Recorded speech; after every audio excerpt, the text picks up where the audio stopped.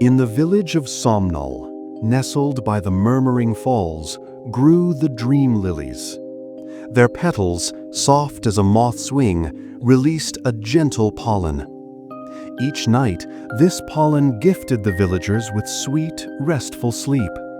They woke happy, full of energy. Life was calm and good. The keepers of the village, robed in quiet gray, watched over Somnol. They were said to be wise and caring. Their faces were usually serene. One day, the head keeper announced, "The Dream Lilies are precious. To ensure their magic lasts forever, we must protect their sacred pollen. We will carefully collect it all. We will store it in special urns. Then, each night, we will release just enough for perfect dreams for everyone. No more restless nights, no more wasted pollen." The villagers smiled. It sounded thoughtful, a guarantee of good sleep. They trusted their keepers. So, the keepers with delicate tools began to harvest every speck of pollen. The dream lilies stood bare. The air grew still. The villagers felt a new weariness, but they waited, hopeful. The night of the first great release arrived. Villagers gathered, yawning, eager for promised slumber. The keepers emerged. Their gray robes seemed fuller. Their eyes were wide, unnervingly bright. Their skin was taut, almost gleaming. They carried no urns. The head keeper smiled, a wide, stretched smile that didn't reach his glittering eyes. "We have refined the process," he declared, his voice strangely vibrant, almost buzzing.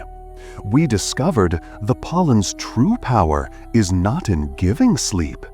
He paused, and his fellow keepers twitched with a strange, contained energy. "But in taking it." Then the head keeper inhaled deeply. And from the crowd, a dozen villagers slumped, their eyes rolling back, not in sleep, but in utter vacant exhaustion. Faint, shimmering wisps, like heat haze, drifted from them and were drawn into the keepers, whose forms seemed to pulse with stolen vitality. The remaining villagers stared, their hearts turning to ice. The keepers looked fed. And so, the people of Somnol learned a truly dreadful, brutal lesson. Sometimes, those who promise to manage the people's well-being will instead devour that very well-being for their own grotesque sustenance, leaving the people as empty shells, drained by the guardians they once trusted.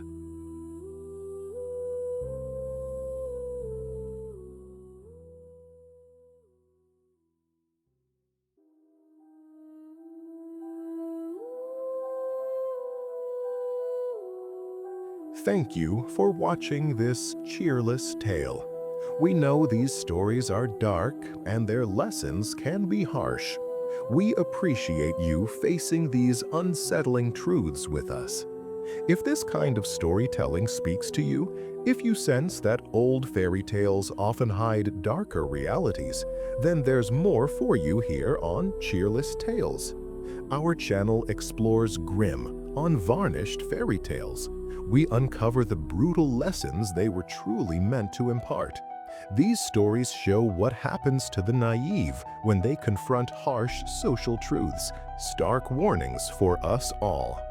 If you can handle these cheerless truths and want to see the world, even its shadows, more clearly, then this channel is for you. Please subscribe to Cheerless Tales. More unsettling stories and their brutal lessons are waiting.